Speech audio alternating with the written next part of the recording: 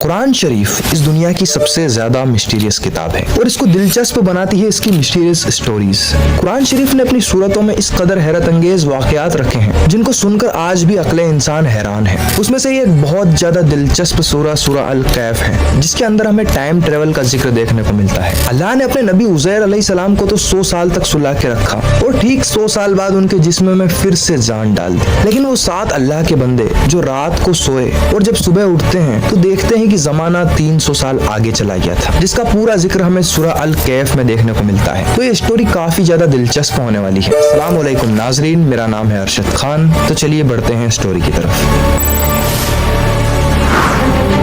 عیسیٰ علیہ السلام کو جب اس دنیا سے آسمانوں پر اٹھا لیا گیا تو ان کے اس دنیا سے جانے کے بعد اگلے نبی یعنی محمد مصطفیٰ صلی اللہ تعالیٰ علیہ وسلم جو آخری نبی ہیں، ان کو آنے میں ابھی 500 سال باقی تھے۔ لیکن حضرت عیسیٰ کے جانے کے بعد زمانہ پھر سے گمراہی اور جہالت میں ڈوبنے لگا۔ عیسیٰ علیہ السلام نے جس دین برحق کو اپنی امت کو تعلیم فرمایا تھا، محض کچھ سالوں میں ہی اس سے لوگ پھر گئے۔ محض 248 سالوں کے بعد ملک روم کا ایک بہت بڑا شہر تھا جس کا نام تھا ایفسس، جو آج کے دور کے ترکی کا سلجوق شہر ہے۔ ایفسس شہر کے ایک بہت بڑے محل میں ایک بادشاہ ہوا کرتا تھا جس کا نام تھا دقیانوس۔ اس کی حکومت وہاں پر چلتی تھی۔ دقیانوس بہت بڑا جابر بادشاہ تھا۔ وہ آج تک کے آئے دنیا میں سب سے زیادہ ظالم بادشاہوں میں سے ایک بادشاہ تھا۔ وہ عیسیٰ علیہ السلام کے دین برحق سے بے انتہا نفرت کرتا تھا۔ اس کے دل میں اس قدر نفرت تھی کہ اس کے دور میں عیسیٰ علیہ السلام کے دین کو ماننا بہت بڑا جرم تھا۔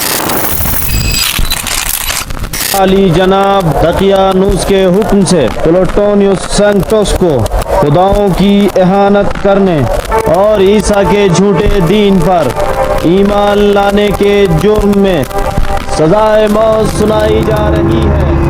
دقیانوس ایک بہت بڑا مجوسی بادشاہ تھا، یعنی وہ آنکھ کو اپنا خدا مانتا تھا اور اس کی عبادت کرتا تھا۔ وہ آتش پرست ہونے کے ساتھ ساتھ بت پرست بھی تھا، یعنی کہ بتوں کی بھی عبادت کیا کرتا تھا۔ اور ظالم اتنا بڑا تھا کہ جو لوگ کفر و شرک نہیں کرتے تھے، یعنی اس کے ساتھ بتوں کی اور آتش کی عبادت نہیں کیا کرتے تھے، تو وہ ان کے ساتھ زبردستی کرتا تھا اور طرح طرح کے ٹارچر کرتا تھا، یہاں تک کہ لاکھوں لوگوں کو وہ قتل کروا چکا تھا۔ اس کے دور میں اگر کوئی بتوں کا اور آنکھ کا انکار کرتا اور دقیانوس کو علم ہو جاتا اس بات کا، تو وہ اس کے سمیت پورے خاندان کو قتل کر دیتا تھا۔ دقیانوس کا خوف پورے روم میں تھا۔ بادشاہ کے ڈر سے سب لوگ عیسیٰ علیہ السلام کے دین سے ہٹ گئے۔ وہ توحید سے ہٹ گئے اور بتوں کی اور آنکھ کی عبادت کرنے لگے، یہاں تک کہ پورا روم کفر و شرک اور جہالت میں ڈوبا ہوا تھا۔ جو بتوں کی پرستش کرتا تھا اس کو بادشاہ مال و زر سے نوازتا تھا۔ کچھ لوگوں نے تو مال و زر کی لالچ میں آ کر توحید کو چھوڑ دیا اور بت پرستش کرنے لگے۔ تو یہاں سے شروع ہوتا ہے کہانی کا سیکنڈ فیز۔ دقیانوس اور اس کے بت پرست جن بتوں کی عبادت کرتے تھے ان کا ایک خاص دن ہوا کرتا تھا، جس دن وہ بہت زیادہ خوشی مناتے تھے اور بتوں کی کثرت سے پرستش کیا کرتے تھے، اور ان کے مطابق وہ ان کا عید کا دن ہوا کرتا تھا۔ ایفسس شہر میں تیاریاں زوروں شوروں سے چل رہی تھی کیونکہ ان کا آج عید کا دن تھا، وہی عید کا دن جس کے بارے میں نے ذکر کیا ہے ابھی۔ ہر جگہ، ہر کوچے، ہر گلی محلے میں اس دن کو منایا جا رہا تھا اور ہر جگہ پر بتوں کی کثرت سے پرستش کی جا رہی تھی۔ دقیانوس نے اپنی بت پرست رعایا کے لیے بہت بڑے جشن کا اہتمام کیا۔ یہ جشن رات کے وقت ہونے والا تھا جس کے اندر تمام بت پرست کافروں کی دعوت تھی۔ بادشاہ نے جشن میں ہونے والے تمام شیطانی کاموں کے لیے بہت سارا مال و زر خرچ کیا تھا، لیکن اس جہالت اور کفر کے اندھیرے میں ڈوبے ہوئے اس شہر افسس میں کچھ 7 لوگ ابھی بھی باقی تھے جن کے دل میں نور ایمانی موجود تھا۔ یملیخا، مخشلمینا، مشلینا، مرتونیز اور سزوانا اور 2 اور بھی تھے۔ یہ وہ 7 لوگ تھے جو اتنا سب ہونے کے باوجود بھی عیسیٰ علیہ السلام کے دین پر ایمان رکھتے تھے، اور اسی لیے یہ بت پرستی اور شرک سے پرہیز رکھتے اور صرف اللہ پر ایمان رکھتے، لیکن یہ ظاہر نہیں کرتے تھے، یعنی کسی کو بتاتے نہیں تھے، کیونکہ ان کو لگتا تھا کہ اگر کسی کو بتایا تو بادشاہ مقتل میں لے جا کر قتل کر دے گا۔ حالانکہ ان کے دل میں پختہ ایمان تھا۔ ویسے یہ لوگ 7 الگ الگ تھے، ایک دوسرے کو کسی کو بھی نہیں جانتے تھے۔ جیسے ہی شام کا وقت ہونے لگا تو بادشاہ کے ساتھ سارا شہر جشن منا رہا تھا۔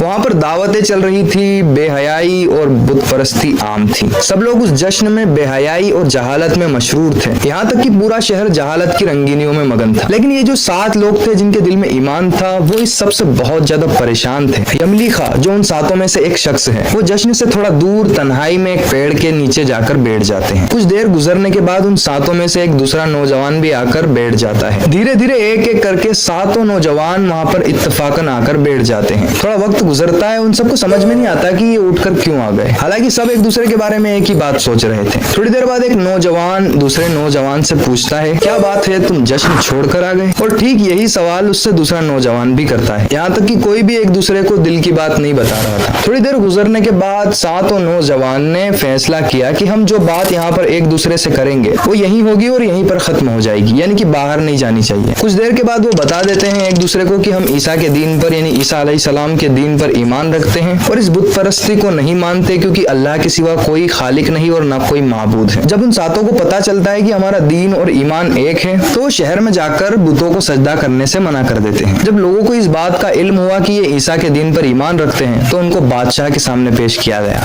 जब ये 7 लोग बादशाह के सामने पेश किए गए तो बादशाह ने इन्हें देखकर कहा कि तुम लोग बड़े खूबसूरत और नूरानी शक्ल वाले हो, मेरा तुम्हें मारने का दिल नहीं करता। बादशाह ने कहा, मैं तुम्हें 3 दिन का वक्त देता हूँ, माअज़ल्लाह ईसा के झूठे दीन को छोड़ दो, वरना मैं अपनी सजा का सख्त पाबंद हूँ। वो लोग बड़े परेशान हुए। उसके बाद उन्होंने फैसला किया कि हम अपने मुल्क को छोड़कर फरार हो जाएंगे। उन्होंने फैसला किया कि रात के आखिरी पहर में जश्न मनाकर सब नशे में होंगे, तब हम यहाँ से भाग निकलेंगे। उन 7 लोगों में अच्छी तरह से इत्तेफाक हो चुका था और उन 7 लोगों का जो ग्रुप था उसी को असहाबे कैफ कहा जाता है। उन्होंने जो मंसूबा बनाया था उसी के मुताबिक जब रात हुई तो वो अफसस से निकल गए। वो जब वहां से निकल रहे थे तो वहां के एक बावर्ची का कुत्ता था जिसका नाम कितमीर था। कितमीर वाहिद ऐसा कुत्ता है जिसका नाम अल्लाह ने कुरान करीम में इरशाद फरमाया। वो कुत्ता भी असहाबे कैफ के पीछे पीछे चलने लगा। उन्होंने कुत्ते को कई बार भगाने की कोशिश की। असहाबे कैफ को कुत्ते से खतरा था क्योंकि कुत्ता अगर आवाज करेगा तो लोगों को खबर हो जाएगी। उन्होंने कुत्ते को बार बार मार कर भगाया, यहाँ तक कि कुत्ते से सही से चला भी नहीं जा रहा था, लेकिन वो अपने पैरों को घिसते हुए असहाबे कहफ के पीछे पीछे चलता रहा। वो उनके पीछे पीछे कंटिन्यूस चलता रहा और उस कुत्ते की इसी अकीदत की वजह से वो वाहिद ऐसा कुत्ता था जिसको अल्लाह ने जन्नत में जाने की बशारत दी। असहाबे कहफ पूरी रात चलते रहे। जब सुबह हुई तो वो रकीम नाम के शहर के पास पहुंचे। शहर के पास में एक बहुत बड़ी गार थी। वो गार के अंदर दाखिल हुए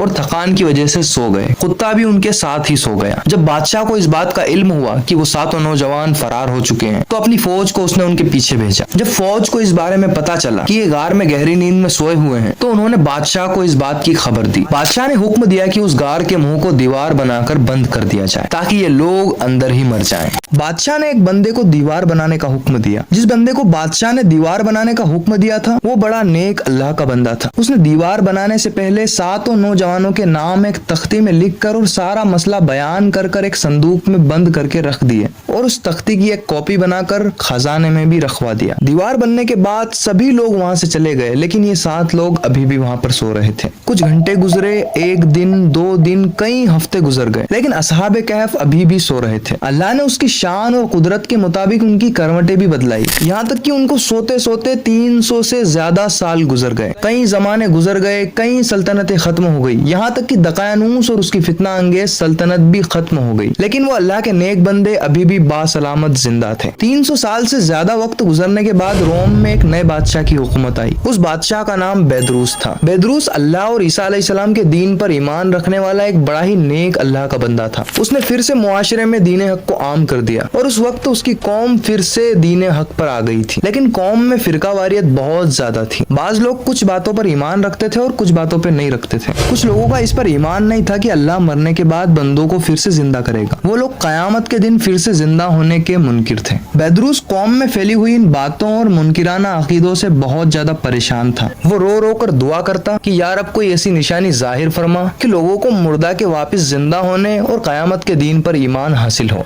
और एक तरफ असहाबे कहफ गार में अभी भी सो रहे थे। एक बकरियां चराने वाला अपनी बकरियों को छोड़कर गार की दीवार के पास बैठा हुआ था। गार की दीवार 300 साल गुजरने के बाद काफी कमजोर हो चुकी थी। चरवाहा गार की तरफ देखकर सोचता है कि मैं अगर इस गार की दीवार को गिरा दूं तो मेरी बकरियां गार में आराम कर लिया करेंगी। चरवाहे ने उस गार की दीवार को तोड़ दिया। जब गार का मुंह खुला तो उसने देखा कि अंदर 7 लोग और एक कुत्ता सो रहा था। उसने जैसे ही ये मंजर देखा तो उसके बाद वो बहुत ज्यादा डर गया। उस पर वो हैबत तारी हुई कि वो वहां से भाग गया। असहाबे कहफ की उस आवाज को सुनकर नींद खुल गई। अल्लाह के करम से एक लंबा अरसा सोने के बाद वो फिर से तंदुरुस्त उठे। एक दूसरे को सलाम करने के बाद नमाज अदा की। सभी साथियों ने यमलीखा से कहा कि बहुत ज्यादा भूख लगी है, आप बाजार जाकर खाना लेकर आइए। उन लोगों को जरा भी खबर नहीं थी कि हमें सोए 300 साल हो चुके थे। उनके नजदीक उन्हें सिर्फ यही लग रहा था कि हमें सोए सिर्फ आधा दिन ही हुआ है। उन्होंने खाना लेने के लिए यमलीखा को कुछ सिक्के दिए और ये भी कहा कि बाजार जाने के दौरान ये भी पता कर लेना कि दकायानूस बादशाह का हमारे हवाले से क्या ख्याल है। उन्होंने जो सिक्के यमलीखा को दिए थे वो वही 300 साल पुराने दकायानूसी करेंसी करेंसी के थे, जिसका चलन सदियों पहले ही खत्म हो चुका था।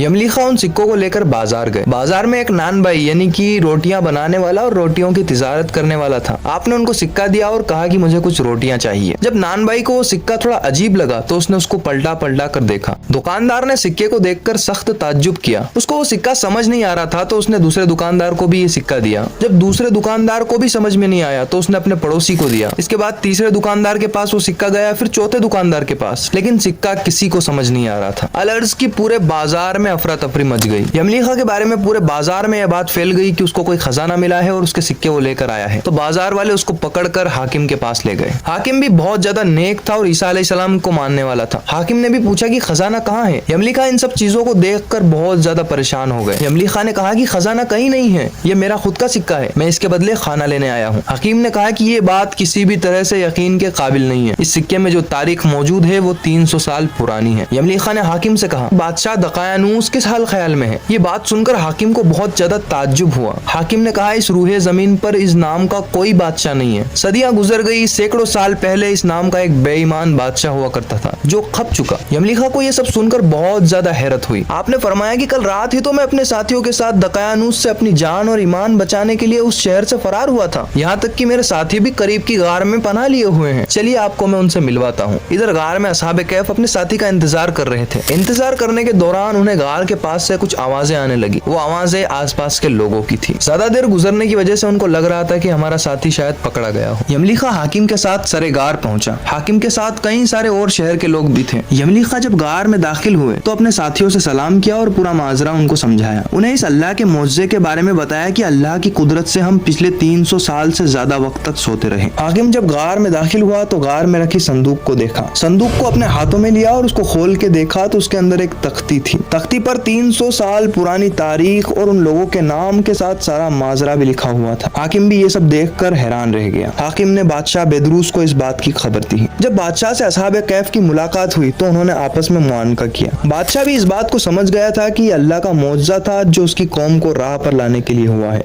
असहाबे कैफ ने बादशाह से फरमाया, हम तुझे अल्लाह के सुपुर्द करते हैं, अल्लाह तेरी और तेरे मुल्क की हिफाजत फरमाए। बादशाह अल्लाह का शुक्र अदा करने लगा। इतने में अल्लाह की कुदरत से असहाबे कैफ को वफात आ गई। बादशाह ने सारे गार मस्जिद बनाने का हुक्म दिया और उन सभी के बदनों को अलग अलग ताबूतों में बंद कर दिया। अल्लाह ने एक दिन मुकर्रर किया है जिस दिन असहाबे कैफ फिर से लौट कर आएंगे। नाज़रीन, अगर वाकया पसंद आया हो तो सब्सक्राइब करें उम्मीद टेल्स को।